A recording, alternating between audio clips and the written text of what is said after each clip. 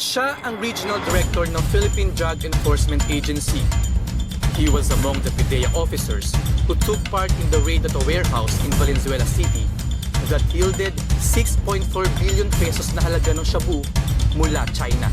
Ginawaran ng parangal sa pagkakadiskubre at paglansag ng mga laboratoryong shabu sa Davao na nagresulta sa pagkamatay ng 6 na Chinese chemist at pagkumpiska ng mahigit sa 150 kilograms ng shabu na nagkakahalaga ng 900 million pesos noong December 31, 2004 at sa lungsod ng Las Piñas na nagresulta sa pagkakahuli ng 2 Taiwanese at pagkumpiska ng 300 kilograms na shabu na nagkakahalaga ng 1.5 billion pesos. Kinilala sa pagkakakumpiska ng 106.97 million pesos na halaga ng shabu at sa pagkakaaresto ng isang Chinese national. Siya si Director Wilkins Malinawan Villanueva, ang Regional Director ng PIDEA Regional Office 10 in Northern Mindanao, an educator, drug buster, and a civil servant. As far as I can remember, my father is the late Colonel Silveriano Sagnip Villanueva. Dati siyang Philippine Constabulary officer. And he was 89 years old nung namatay siya.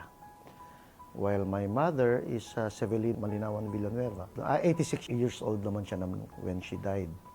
So in short, kaming magkakapatid, uli lang lubos na kami. Siyam kami na magkakapatid, 4 na lalaki, 5 babae. Yung eldest namin na babae is already namatay na, and yung eldest sa lalaki rin is patay na. So, 7 na lang kami ngayon. Nanirahan sa loob ng Campo Crame ang pamilya ni Wilkins noong siya'y nasa elementarya. Isa pa lamang enlisted personnel ng Philippine Constabulary ang amang si Silver. Sa liit ng sweldo, tumulong sa pagnenegosyo ng maliit na eatery sa loob ng kampo ang asawang si Belen para buhayin ng kanilang 9 na anak. Vilma, bumaba ka nga dito! Alagaan mo nga tong kapatid mo dahil wala pa yung daddy niyo, pupunta na ako ng kantina. Anak, ano? Nag-aaral ka bang mabuti? Mami, may babayaran sa school. Ay naku anak, sabihin mo sa teacher mo, sa susunod na lang na buwan ha, marami tayong binabayaran dito sa bahay, nagkasabay-sabay na. Sabihin mo sa teacher mo. Opo, Mami. Okay, sige na, mag-aral na mabuti. O Silver, ano, parang pagod na pagod yung mukha mo. Ano ba naman? Ikaw ngayon pagod na pagod, oh.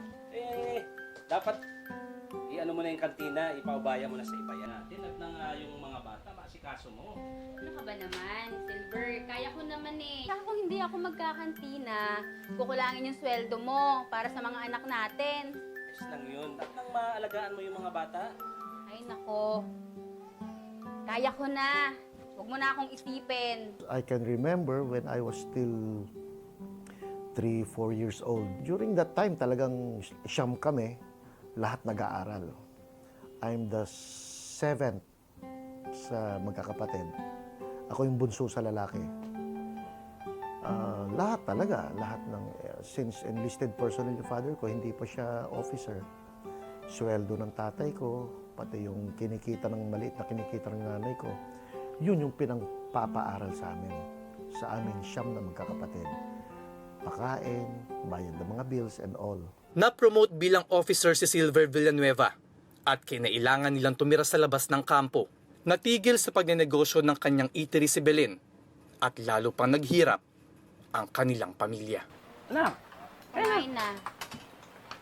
O Wilkins, ba't di ka kumakain? Mami, may babayaran naman ako sa school.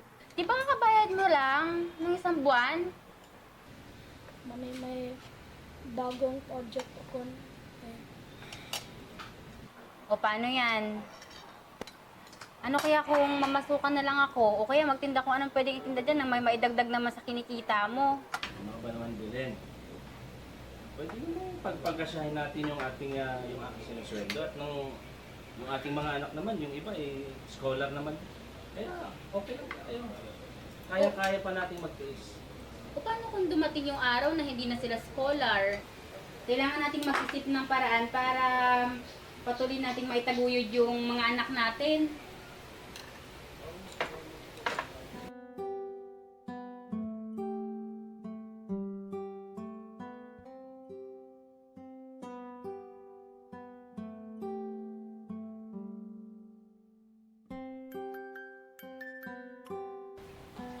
Kailangan ko pa itong ihatid kay Mrs. Reyes.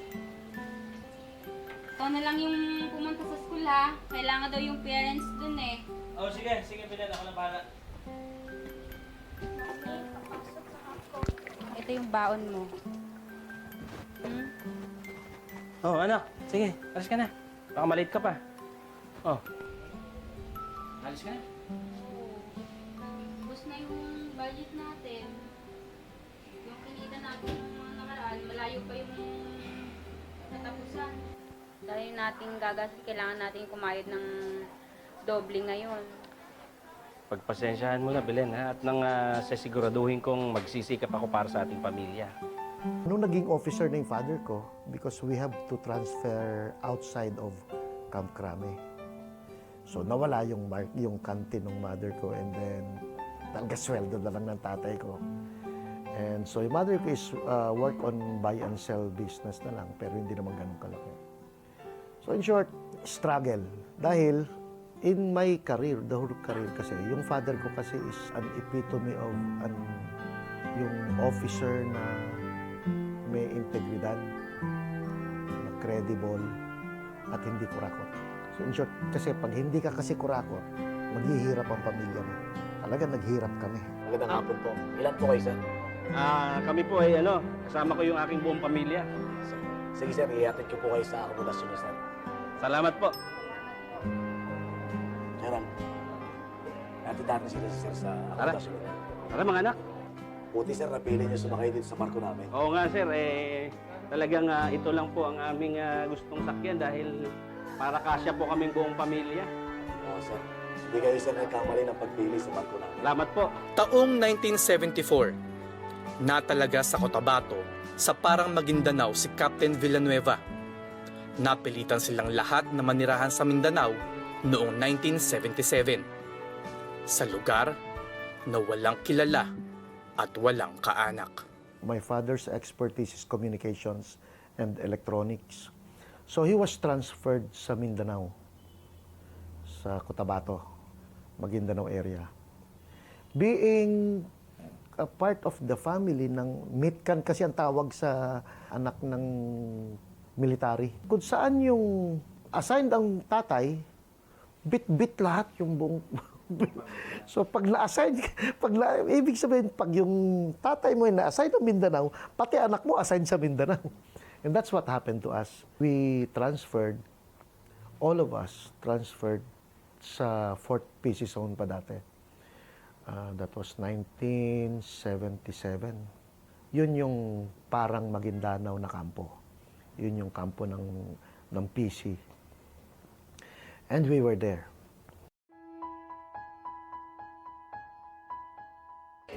Maayong buntag mga bata.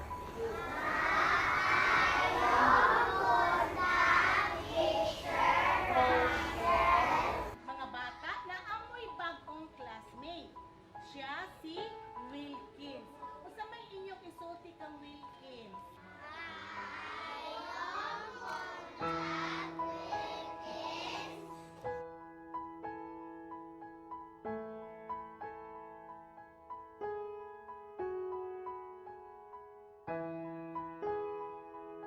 Ang upat, kuhaan og duha. Pataas ang kamot. Ang upat, kuhaan og duha. O, kuhaan nato og upat. Pila may nabilin. Upat. Dahil Tagalog ka, sa akin, bata ako, Tagalog, hindi mo maintindihan yung vernacular, Bisaya. Okay, mabuti na lang, mababait yung mga naging classmates ko. So, hindi ako masyado nang nahirapang makitungo. In short, pag Tagalog, Tagalog yung usapan. Na naging kaibigan ko, and most of them are naging best friends ko hanggang ngayon.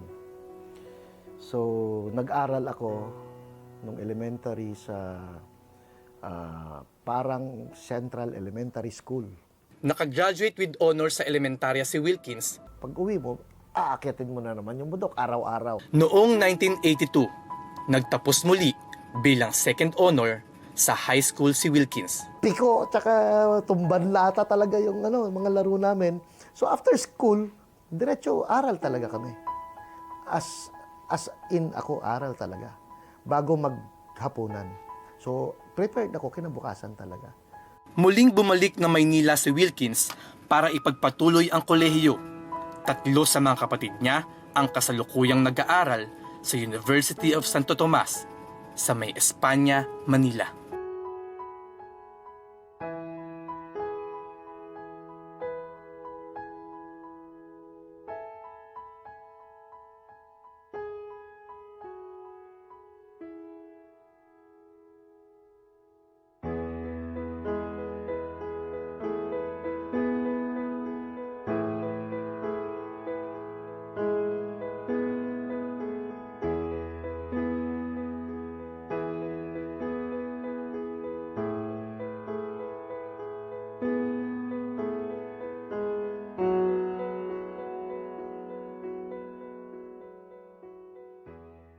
Ang medyo mahirap is yung nag-college na ako kasi I have to go back to Manila. While my parents and some of my siblings were already yung father ko is so 4 kami lang magkakapatid na nasa Manila. Napilitang kumuha ng kursong commerce si Wilkins kahit hindi ito ang gusto niyang kunin dahil simulat sa pool, engineering na ang kanyang gustong kunin. Dapat engineering. Na-late ako sa exam. Gusto ko pa rin sa UST. So kahit ano na lang na kurso. Basta makapasok ako. Sabi ko, makapasok ako. Kukunin ko. And that's where I first supposedly dapat mag-cross enroll sa engineering. Mag-shift ako. Alam mo, dapat paling sa akin niya. Di ba? Oo, tsaka pinulol. Ako din ang merienda sa apa. Sige, sabihin niyo ako. Sige, sabihin natin yan. Oh, boys! Hello, ma. Oh, hanggang ngayon wala pa tayong Valentin. Sinong sasali doon? Valentin eh. Ano ko, ma? Subukan niyo to. Kaya niya? Oo, ma. Kaya niya. Sige nga, eto basahin mo ha. Powerful yung voice ha. Sige, ma. Sige, ma. Tsaka yung diction mo dapat maganda ha. Huwag ka makahiya dyan, ha? I've never been to the Bitan. My father told me that it's a long, dangerous journey. I am not worried because I have my oil can for my joints. Besides, you have the kiss from the good, which that will protect us from harm. Oh, okay, ma'am? Ma'am, ano, ma'am? Okay. Oh, approve. Okay na. Ikaw na si Valentin ha? Thank you, ma'am. Okay. Sa kakapusan ng pera, kung ano-ano ng karakitan ang pinasok ni Wilkins, malibi lang sa pagkain at pamasahe. It was during this time na talagang nag-initiative ka, lahat na ng ginawa mo na eh. Until sumama pa ako sa mga teatro para libre ang merienda eh, sa mga sa mga kasama. Basta lahat ng racket pupuntahan mo para malibre ka. Yung budget ko is hindi kasamang merienda eh. Pamasahe lang eh. So in short, talagang pag nagkulang at nahulugan ako ng piso, hindi na ako makakauwi. Mabuti lang may mga classmate ako ng taga Bulacan na pag pauwi, nakakasabay ako. So from the yung toll gate, lalakarin ko na lang yan hanggang sa bahay. That's about 2 kilometers away. And just survival. Yun sa pagsabay.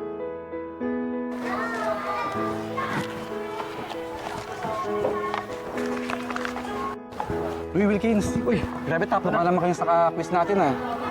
Galing talaga nito yun, no? Uy, nga pala. Baka pwede mo kaming, tulungan sa natin, sa quiz natin, Accounting 101. Ang hirap kasi nun. Ganun ba? O sige. Ito na. Huwagin mo mga assignment nyo. Gagawin ko na ngayon. Ako, ito lang. Ito lang yung kailangan kong paghati ko. Ito lang pala eh. Yan, okay na yan. Sige, gagawin ko na. Elected naman ako as president nung class. And eventually, during the, yung term, medyo magaling ako sa math. Yung ibang classmate ko sa akin kumakopya. Ito na ngayon. Sa talaga nakapalibot. Minsan, pag mag-exam, wala akong pera pamasahe. Wala. Salat eh. So, I have to collect ng piso-piso.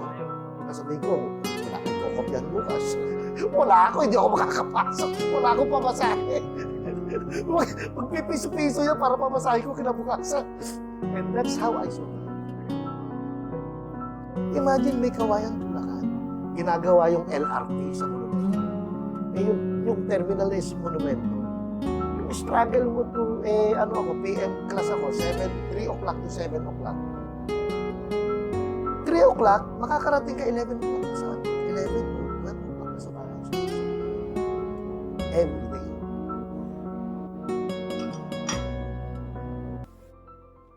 Ate, Oh, andyan ka na pala.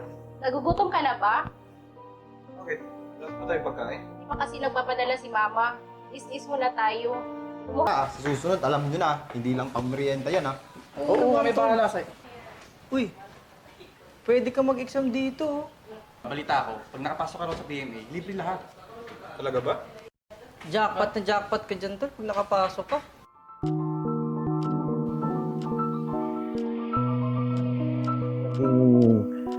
Lesson din sa akin para magpursige. And because of that struggle, doon ako nag-decide, sandali. Mukhang libre yung lahat sa PMA. Baka pwede pumasok na ako sa PMA.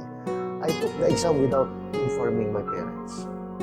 May sulat si Wilkins. Anong sabi? Nabasa mo na ba? Ito, basahin mo. Sabi niya, pumasa siya sa PMA. Ano? Nag-exam siya sa PMA? Oo nga eh. Ano nga ba yun? Mag-PPC din pala siya. Kagaya ko. At mag-PPMA pa. Alam mo ba yung Philippine Military Academy yun sa Baguio? Ang lahat ng mga nag-aaral doon, automatic ang may rangko. Ay, salamat. Pangarap ko pa naman magkaroon ng PMA sa pamilya natin. During that time, provincial commander my father, Sultan Kudarat, sinulatan ko ng mother ko. Punta na ako ng PMA, aakyat na kami. Yes. Kaya hindi nila alam yun, the whole thing. Sinabi niya, kasi baka mamatay ako sa loob naman ng PMA, hindi nila alam kung nasaan ako. So I told my mama, sa PMA, baka pwede makita ko Wilkins! Andito na si Mami! Ha? Anak, na-miss ko kayo! Ma'am, si Wilkins hindi namin alam na kumuha pala siya ng exam. At swerte namang nakapasa. Mami, alam kong matagal ng pangarap ni Daddy noon pa na makapasok sila kuya sa PMA. Pero hindi nila natupad. Ngayon, ako na. Naku, tuwan-tuwa ang daddy mo nung malaman. Sayang nga lang, hindi makasama eh. Kasi na-promote siya doon sa Sultan Kudarat. Siya na yung provincial commander. Mami, ipinapangako ko po sa inyo ni Daddy na pagbubutihan ko ito. Siyempre, para sa kanila din. I love you. Ano kasi, independent na ako before pa eh. And ayokong magkaroon sila ng false hope na nag-exam ako pumasa ako, pero bagsak ka naman afterwards. So, I don't want them na magkaroon ng false hope na may kadete sila and yet hindi natuloy. So sa akin, kadete na talaga aakyat na ako. Matapos ang ilang taong pananatili niya sa PMA at dahil sa pagpupursige niyang matupad ang gusto ng kanyang ama, nakapagtapos siya bilang miyembro ng Maringal Class of 1988. The struggle dun sa pera and sa pag-aaral ko ended when I entered the academy. PMA helped me a lot sa buhay, prinsipyo, at of course yung family ko.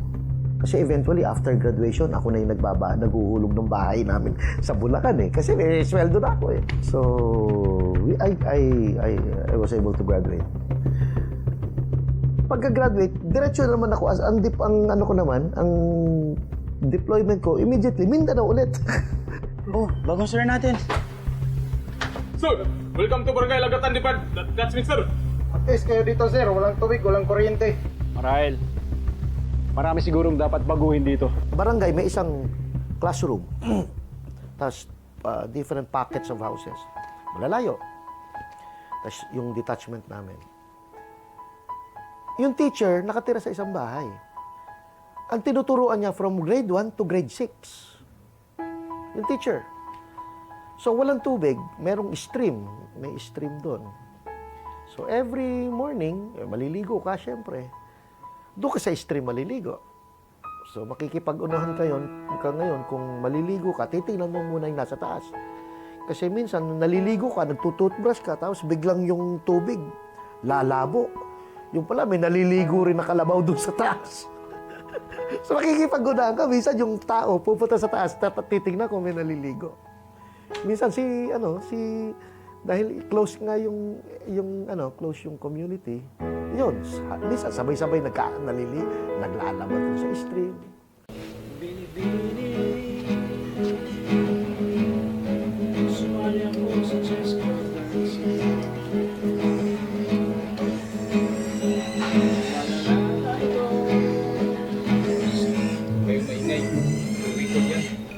Wow.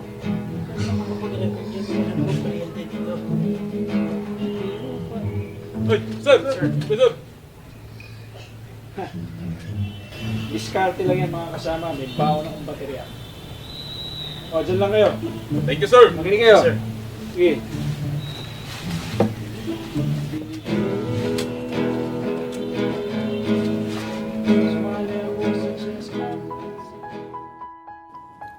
Dahil mahilig sa pagkanta at pagtugtog ng gitara, naging libangan na niya ang mag-record at magpatugtog habang nasa gitna ng bukid. During that time, kasi pag-akyat pa lang namin, buhay syudad eh. Hindi namin alam ganun pala yung bukid eh. So nagdala pa ako ng gitara, nagdala pa ako ng yung cassette, yun ang uso nga doon eh, cassette eh. Tapos may malaki akong battery para ko-convert lang into battery operated. Men, maaga dapat tayo matulog ngayon. Maaga tayo dapat magigising bukas. Mas marami ang bilang ng mga kalaban kaysa atin. Malamang siguro, sir. Tutugtugan nyo na naman po ulit kami. Wala kayong magagawa. Sige. Makinig kayo.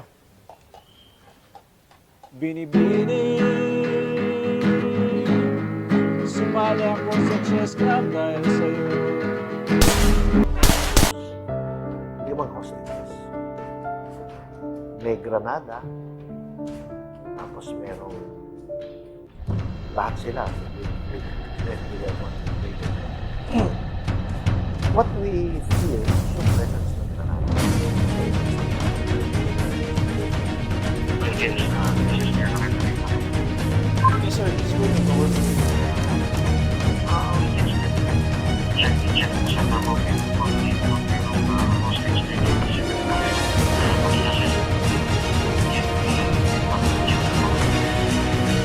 Force, I'm on my way. Bago ko makapasok sa area, dadaan sa cell. Bago ka makapasok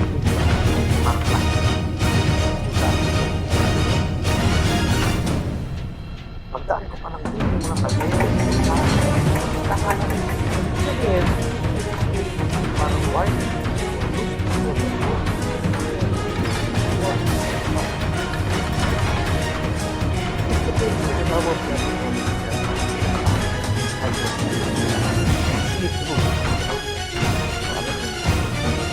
When you go there,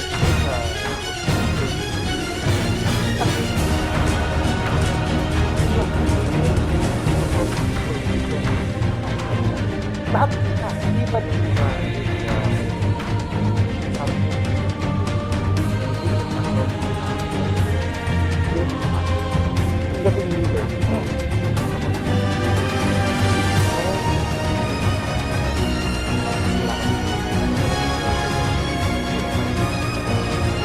Pang-tatlong araw na ng hostage incident, nakatanggap ng impormasyon ng negotiator sa sobrang tensyon ng mga sigarilyo kahit ilang oras ay pwedeng mayroong mangyari hindi maganda sa kanila at dahil doon, hindi na sila nagtaksiya pa. Until on the third day,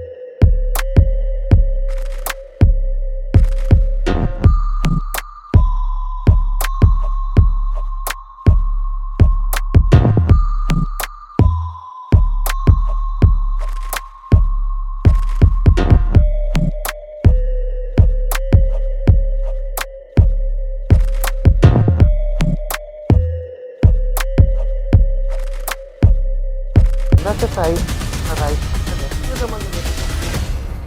Kutsi dito sa dalawang side. May matanda. Sa akin siya area ko siya Yung tatlo na andun. And yung gitna is may hawak ng granada. But eventually nga, ang galing nung, I forgot the name of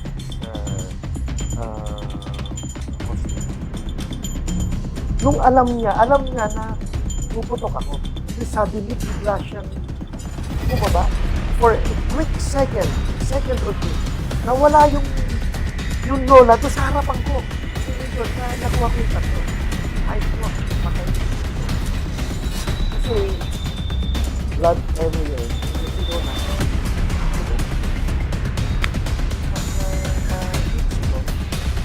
Eventually, hindi niya matay sila. Matapos ang madugong insidente iyon, nasundan pa ng maraming operations ang kanilang grupo. He joined the Police Anti-Crime Emergency Response or PACER sometime in 2001. At nakilala nga ang pangalang Wilkins Villanueva sa galing sa larangan ng terrorism, kidnap, and rescue operations. He was asked to join the NARCOM na hindi nagtagal ay naging PIDEA. And then medyo pumutok yung pangalan ko because of the mga operations namin on terrorism and kidnap rescue operations. Narinig ako ni General Efren Fernandez, who was the director of narcotics group. So I was asked to join. So hiningi ako sa boss ko, si General Efren. And eventually, ibinigay ako kay General Fernandez. Kami yung last na narco. Kami yung first na PIDEA. So nakapag-transition ako from narco to police to PIDEA. Dalawa pa rin yung hinahawa ko, kidnap pa rin, nasa PACER pa rin, nasa narco. Until nung na-absorb na kami pure PIDEA. So wala nang narco. Noong 2007, sa loob ng 12 taong pagsisilbi sa Davao City, nagpaalam si Director Wilkins Villanueva sa noong mayor na si Mayor Duterte upang pamunuan ang pag-train sa mga ahente sa PIDEA Academy. Nasa Silang, Cavite. I trained 4 batches of agents sa academy. Yun yung mga pioneers na. Second batch, third batch, and fourth batch. Yun yung mga naging pioneer. Yun yung mga matatanda sa PIDEA. And then I became the regional director. Mula Davao City, nakakumpiska sila ng bilyong-bilyong halaga ng shabu at illegal drugs.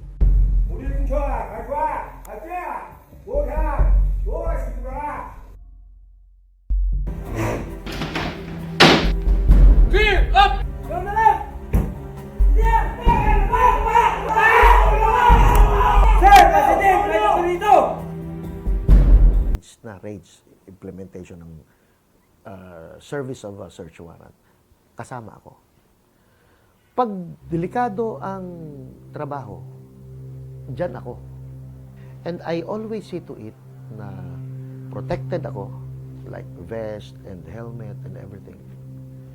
And I always see to it na nagpa-practice ako. So I always, parating pinapasok sa utak ko na lahat ng lakad namin may resistance. Lahat ng lakad namin merong pwedeng mangyari. And it's always dangerous. So paglabas mo pa lang ng opisina, before kami mag-jump off, dasal muna kami lahat. Lahat yan. Kaya lahat na makikita mong sa Facebook namin, talagang lahat kami dadasal.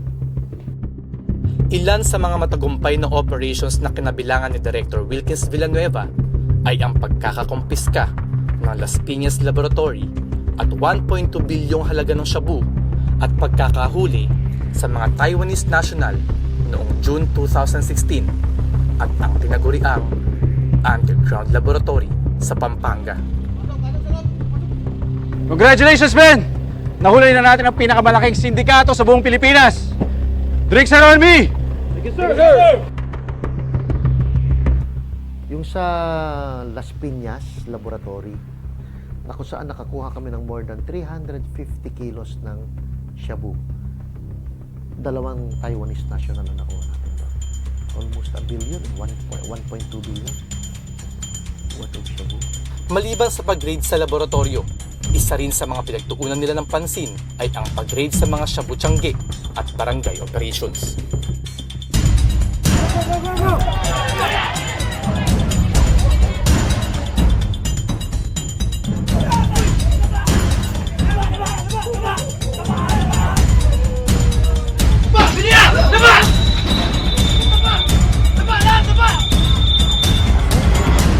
Mas enjoy akong mag-raid sa drug dens kasi doon mo makikita lahat ng klaseng addict. Ito ka na mo tungod sa Makikita mo yung different klase ng mga users. At doon mo makikita kung gaano kalala ang problema natin sa barangay.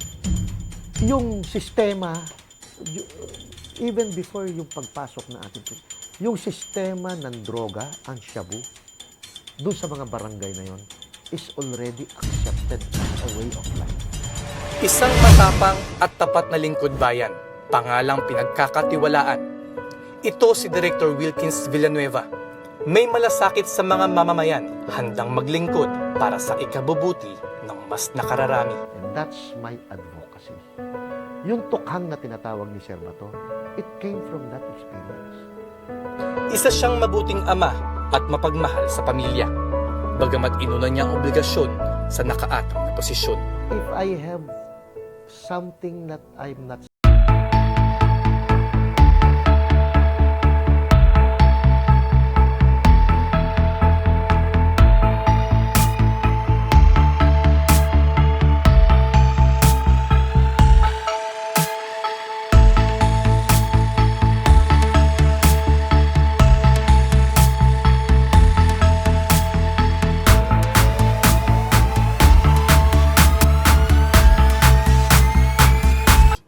Isang tapat at malinis na alagad ng bayan.